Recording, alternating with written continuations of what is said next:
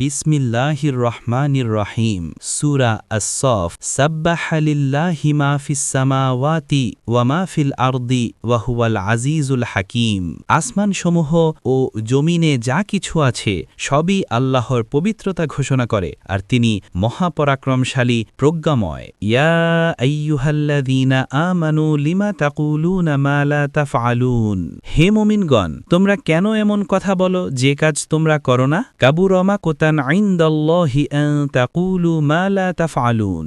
আল্লাহর কাছে সবচেয়ে ঘৃণিত বিষয় হলো তোমরা এমন কথা বলো যা তোমরা করো না। ইন্নাল্লাহা ইউহিব্বুল্লাযীনা ইউকাতিলুনা ফি সাবিলিহি সাফফান কাআন্নাহুম বুনিয়ানুম মারসুস। নিশ্চয়ই আল্লাহ ভালোবাসেন তাদেরকে যারা তার পথে যুদ্ধ করে সুশৃঙ্খল কাতারে, যেন তারা একটি সুনিবিড় প্রাচীর। ওয়া ইয ক্বালা মূসা লিকওমিহি ইয়া কওমি লিমা তুযুনানি ওয়া ক্বাদ তা'লামুনা আন্নী রাসূলুল্লাহি ইলাইকুম ফালাম্মা যাগু আযাগাল্লাহু কুলুবাহুম ওয়াল্লাহু লা ইয়াহদিল কওমাল ফাসিকিন।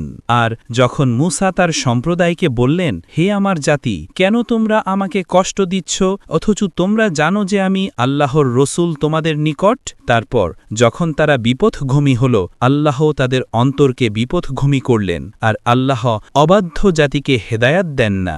সংক্ষিপ্ত তাফসির। ১ আয়াত ১ আকাশ জমিনের প্রতিটি সৃষ্টি আল্লাহর মহিমা ঘোষণা করে।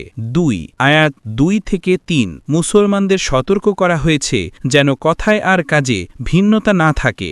ভণ্ডামি আল্লাহর কাছে অপছন্দনীয়। ৩ আয়াত ৪ আল্লাহর কাছে সবচেয়ে প্রিয় হল সেই মুমিন যারা শৃঙ্খলাবদ্ধভাবে তার পথে সংগ্রাম করে, যেন তারা একটি দৃঢ় প্রাচীর। ৪ আয়াত ৫ বনী ইসরাঈল মূসা আলাইহিস সালামের প্রতি অবাধ্যতা করেছিল, ফলে তারা পথভ্রষ্ট হয়ে যায়। শিক্ষা হল যে জাতি আল্লাহর নবীর অবাধ্য হয় তারা হেদায়ত থেকে বঞ্চিত হয়। বিশেষ ঘটনা এই সূরায় মুমিনদের জিহাদে অংশগ্রহণ ও শৃঙ্খলাবদ্ধ থাকার গুরুত্ব তুলে ধরা হয়েছে।